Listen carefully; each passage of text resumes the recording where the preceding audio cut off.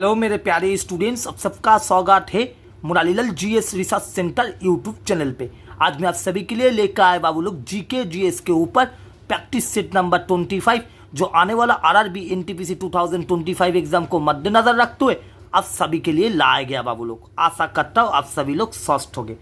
जो मेरे प्यारे विद्यार्थी, जो मेरे प्यारे स्टूडेंट्स चैनल पर नए हैं, कृपया Murarilal GS research centre YouTube channel को सब्सक्राइब कर लीजिएगा और बगल में बैठे बेल आइकन को बढ़िया से दबा दीजिएगा। इसी के साथ अपने बड़े भाई, अपने दोस्त के साथ जुड़े रहिएगा। चलिए आज का पहला क्वेश्चन देख लेते हैं।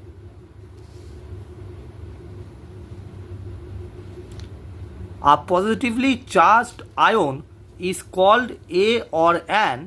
मॉलिक्यूल तो नहीं है, एटम भी नहीं है। जैसे देखिए एटम हम लोग किसे बोलते हैं? हाइड्रोजन को आप लोग एटम कह सकते हो, ठीक है। हीलियम को आप लोग एटम कह सकते हो। और मॉलिक्यूल किसे कहोगे? अगर H2 रहेगा उसे हम लोग मॉलिक्यूल कह सकते हैं। अगर Cl2 रहेगा उसे भी हम लोग मॉलिक्यूल कह सकते हैं। मतलब दो हाइड्रोजन एटम मिलके एक H2 मॉलिक्यूल बनाता है। दो क्लोरीन एटम मिलके एक Cl2 मॉलिक्यूल बनाता है। आशा करता आप सभी प्यारे विद्यार्थी को समझ में आ रहा है। A positively charged ion is called cation. Option D सही आंसर है। लेकिन इसके साथ भी हम लोग को जानना होगा एनायन हम लोग किसे कहते हैं? नेगेटिवली चार्ज्ड आयन को हम लोग एनोयन कहते हैं। नेगेटिवली चार्ज्ड आयन को हम लोग एनायन कहते हैं। कृपया याद रखिएगा। चलिए नेक्स्ट क्वेश्चन देख लेते हैं। Which agency was created by the United Nations to provide emergency food and health care to children and mothers in the countries affected by World War II? बहुत ही महत्वपूर्ण सवाल है, आरआरबी एनटीपीसी में आया हुआ सवाल है। इस क्वेश्चन से रिलेटेड और कुछ जानकारी मैं आप सभी के साथ साझा कर रहा हूँ। जैसे देखिए ये क्वेश्चन में ऑप्शन ए में यूनेस्को दिया गया, ऑप्शन बी में IMF दिया गया, ऑप्शन सी में यूनिसेफ दिया गया, ऑप्शन डी में WHO दिया गया। ये चारों ऑप्शन के बारे में हम लोग थोड़ा कुछ जानेंगे। चलिए पहले जान लेते हैं हम लोग यूनेस्को के बारे में। यूनेस्को से क्या क्वेश्चन पूछा जा सकता है हम लोग को? यूनेस्को का पूरा नाम पूछा जा सकता है। क्या है पूरा नाम? United Nations Educational Scientific and Cultural Organization, ठीक है। हेडक्वार्टर भी पूछा जा सकता है। यूनेस्को का हेडक्वार्टर कहाँ पर है? पेरिस फ्रांस पर है। फाउंडेशन ईयर कब हुआ था यूनेस्को का? 1945। चलिए जान लेते। IMF का पूरा नाम भी पूछा जा सकता है। I for international, M for monetary, F for fund. Headquarter कहाँ पर है? हेडक्वार्टर वाशिंगटन DC पे है। वाशिंगटन DC कहाँ पर है ये भी पूछा जा सकता है। यूनाइटेड स्टेट्स USA पे है, ठीक है। यूनाइटेड स्टेट्स ऑफ अमेरिका पे है। IMF का फाउंडेशन ईयर पूछा जा सकता है। 1944 में IMF का स्थापना हुआ था। कृपया याद रखिएगा, एक स्क्रीनशॉट ले लीजिए, नोट बना के रख लीजिएगा। चलिए और 2 पॉइंट जान लेते हैं। यूनिसेफ का पूरा नाम क्या है? United Nations International Children's Emergency Fund. UNICEF का एक पूरा नाम ए वाला हो गया और एक पूरा नाम है यूनाइटेड नेशंस चिल्ड्रन फंड।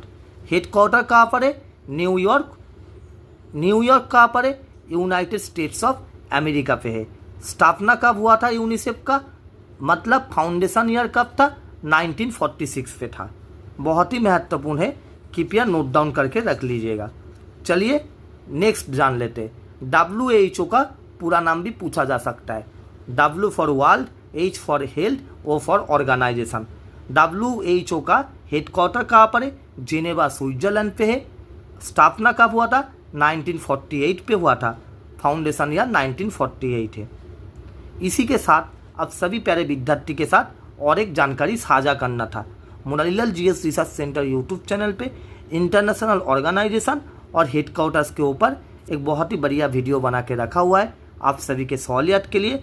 उस वीडियो का लिंक इस वीडियो के डिस्क्रिप्शन बॉक्स में डाल दिया जाएगा और आई बटन पे भी लगा दिया जाएगा।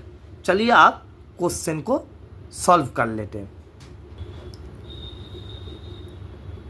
तब क्या कहा जा रहा है क्वेश्चन में, और एक बार पढ़ लेते हैं। Which agency was created by the United Nations to provide emergency food and health care to children and mothers in the countries affected by world war 2। सही आंसर है option C, UNICEF.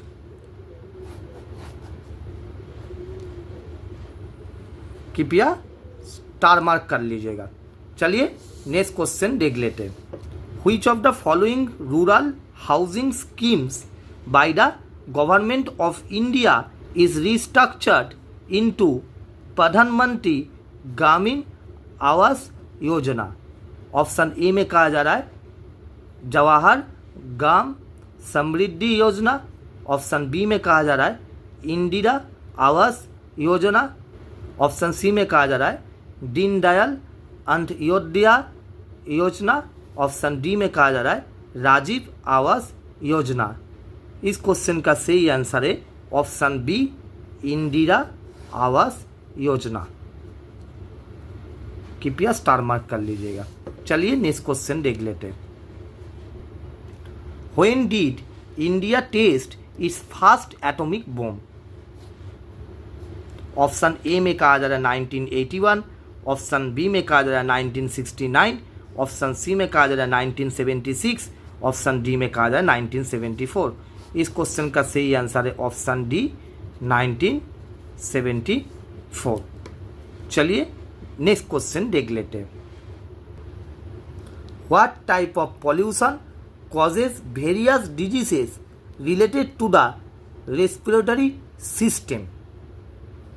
Option A में noise pollution कहा जा रहा है, देखिए noise pollution तो नहीं है। ऑप्शन बी में कहा जा रहा है लैंड पॉल्यूशन भी नहीं है। ऑप्शन डी में कहा जा रहा है वाटर पॉल्यूशन भी नहीं है। सही आंसर है ऑप्शन सी, एयर पॉल्यूशन। चलिए नेक्स्ट क्वेश्चन देख लेते हैं। Who led the non cooperation movement in 1920 to 1922। Option A में महात्मा गांधी कहा जा रहा है। ऑप्शन बी में जवाहरलाल नेहरू कहा जा रहा है। ऑप्शन सी में सुभाष चंद्र बोस कहा जा रहा है। ऑप्शन डी में मोतीलाल नेहरू कहा जा रहा है। इस क्वेश्चन का सही आंसर है ऑप्शन ए, महात्मा गांधी। चलिए नेक्स्ट क्वेश्चन देख लेते हैं। Dash is the first Indian women to have own a Grammy award. Grammy एक अवार्ड होता है। ऑप्शन ए में शिल्पा राव कहा जा रहा है। ऑप्शन बी में तन्वी शाह कहा जा रहा है। सही आंसर है ऑप्शन बी, तन्वी शाह। चलिए नेक्स्ट क्वेश्चन देख लेते हैं। Where is the Mahabodhi temple situated. Option A में आगरा कहा जा रहा है। ऑप्शन बी में पटना कहा जा रहा है। ऑप्शन सी में वाराणसी कहा जा रहा है। ऑप्शन डी में बोधगया कहा जा रहा है। सही आंसर है ऑप्शन डी, बोधगया। कृपया स्टार मार्क कर लीजिए, बहुत ही महत्वपूर्ण क्वेश्चन है। चलिए नेक्स्ट क्वेश्चन देख लेते हैं। Which African leader wrote the autobiography Long Walk to Freedom. Long Walk to Freedom. Option A में कहा जा रहा है रॉबर्ट मुगाबे। ऑप्शन बी में कहा जा रहा है नेल्सन मंडेला। इस क्वेश्चन का सही आंसर है ऑप्शन बी, नेल्सन मंडेला। चलिए नेक्स्ट क्वेश्चन देख लेते हैं। In which year was the training of rural youth for self employment, जिसे हम लोग शॉर्ट फॉर्म में TRYACM कहते हैं, scheme launched by government of India.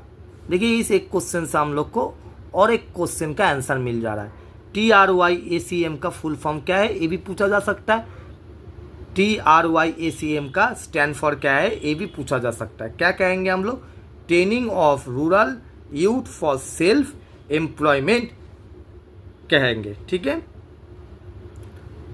एक स्कीम है launch by government of India, कब लॉन्च किया गया था ये पूछा जा रहा है। ऑप्शन ए में 1991 कहा जा रहा है, ऑप्शन ए नहीं है। ऑप्शन बी में 2000 कहा जा रहा है, 2000 भी नहीं है। ऑप्शन सी में 1979 कहा जा रहा है, सही आंसर है option C 1979।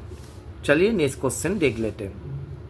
According to the census of India 2011, which state और union territory has the lowest sex ratio?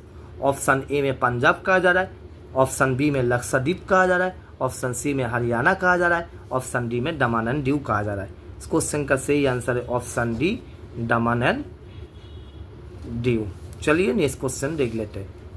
In which year was the 42nd constitutional amendment act passed? देखिए इस क्वेश्चन को सॉल्व करने से पहले आप सभी प्यारे विद्यार्थी के साथ मुझे एक जानकारी साझा करना था। Morarilal GS research centre YouTube channel पे polity for all exam series चालू कर दिया गया। चाहे आप लोग कोई भी एग्ज़ाम के लिए प्रिपरेशन कर रहे हो, SSC CGL, CHSL, GD, MTS, CPO, steno, RRB NTPC, RRB group D, RRB ALP, कोई भी स्टेट का पीएससी एग्ज़ाम हो जाए, UPPSC, MPPSC, UPSI, MPSI, UK PSC, UK police, कोई भी गवर्नमेंट कॉम्पिटिटिव एग्ज़ाम हो जाए जहाँ पर पॉलिटी सिलेबस पे रखा हुआ है, वो सारे एग्ज़ाम के लिए वो बैच बहुत ही कार्यगर सिद्ध होगा। आप सभी प्यारे विद्यार्थी के लिए बैच का लिंक इस वीडियो के डिस्क्रिप्शन बॉक्स में डाल दिया जाएगा और एंड स्क्रीन पे भी लगा दिया जाएगा, देख लीजिएगा। तब क्या होगा इस क्वेश्चन का answer? 42nd constitutional amendment act कब पास हुआ था ये पूछा जा रहा है। 1976 में पास हुआ था। कृपया स्टार मार्क करके रखिएगा। चलिए नेक्स्ट क्वेश्चन देख लेते हैं। Who among the following leaders led the revolt of 1857 in Bihar? Option A में देवी सिंह कहा जा रहा है, ऑप्शन बी में राजेंद्र प्रसाद कहा जा रहा है, ऑप्शन सी में कुनवार सिंह कहा जा रहा है, ऑप्शन डी में राजकुमार शुक्ला कहा जा रहा है। इस क्वेश्चन का सही आंसर है ऑप्शन सी कुनवार सिंह जी। कृपया स्टार मार्क कर लीजिएगा। चलिए नेक्स्ट क्वेश्चन देख लेते हैं। सी Jagannath ji mela is held at? Option A में कटक कहा जा रहा है, ऑप्शन बी में जयपुर कहा जा रहा है, ऑप्शन सी में अलवार कहा जा रहा है, ऑप्शन डी में संबलपुर कहा जा रहा है। इस क्वेश्चन का सही आंसर है ऑप्शन सी अलवार। चलिए नेक्स्ट क्वेश्चन देख लेते हैं। Famous Bollywood actress Hema Malini is a trend dash dancer? Option A में कथक कहा जा रहा है, ऑप्शन बी में भारतनाट्यम कहा जा रहा है। इस क्वेश्चन का सही आंसर है ऑप्शन बी भारतनाट्यम। चलिए नेक्स्ट क्वेश्चन देख लेते हैं। Which of the following is not a computer component? इस क्वेश्चन में पूछा जा रहा है। 4 गो ऑप्शन दे दिया गया, यहाँ से हम लोग को कहना है इनमें से कौन सा ऑप्शन कंप्यूटर का कंपोनेंट नहीं है। इस क्वेश्चन को सॉल्व करने से पहले आप सभी प्यारे विद्यार्थी के साथ और एक जानकारी साझा करना था। चाहे आप लोग कोई भी एग्ज़ाम के लिए प्रिपरेशन कर लो, RRB NTPC, RRB group D, RRB LP, SSC CGL, CHSL, GD, MTS, CPO, steno, कोई भी गवर्नमेंट कॉम्पिटिटिव एग्ज़ाम, कोई भी स्टेट पीएससी एग्ज़ाम अगर कंप्यूटर सिलेबस पे रखा हुआ है, वो सारे एग्ज़ाम को मद्देनज़र रखते हुए Morarilal GS research centre YouTube channel पे computer for all exam series चालू कर दिया गया। अब सभी के सहूलियत के लिए बैच का लिंक इस वीडियो के डिस्क्रिप्शन बॉक्स में डाल दिया जाएगा और वीडियो को आई बटन पे लगा दिया जाएगा, इस वीडियो के स्क्रीन पे लगा दिया जाएगा। चलिए आप क्वेश्चन को सॉल्व करते हैं। उससे पहले थोड़ा जान लेते हैं सीपीयू का पूरा नाम क्या है, स्टैंड फॉर क्या है, फुल नेम क्या है। एक क्वेश्चन में पूछा जाता है। सीपीयू का पूरा नाम क्या हो गया? Central processing unit. एएलयू का पूरा नाम क्या हो गया? A for arithmetic, L for logic, you for unit. CPU को हम लोग कभी कभी ब्रेन ऑफ कंप्यूटर भी कहते हैं। देखिए इस एक क्वेश्चन में आप लोग को और 3 क्वेश्चन का आंसर मैंने दे दिया। चलिए देख लेते हैं इनमें से कौन सा ऑप्शन कंप्यूटर का कंपोनेंट नहीं है। मेमोरी तो कंप्यूटर का कंपोनेंट है, सीपीयू भी कंप्यूटर का कंपोनेंट है, एएलयू भी कंप्यूटर का कंपोनेंट है, पेपर कंप्यूटर का कंपोनेंट नहीं है। इस क्वेश्चन का सही आंसर है ऑप्शन डी पेपर।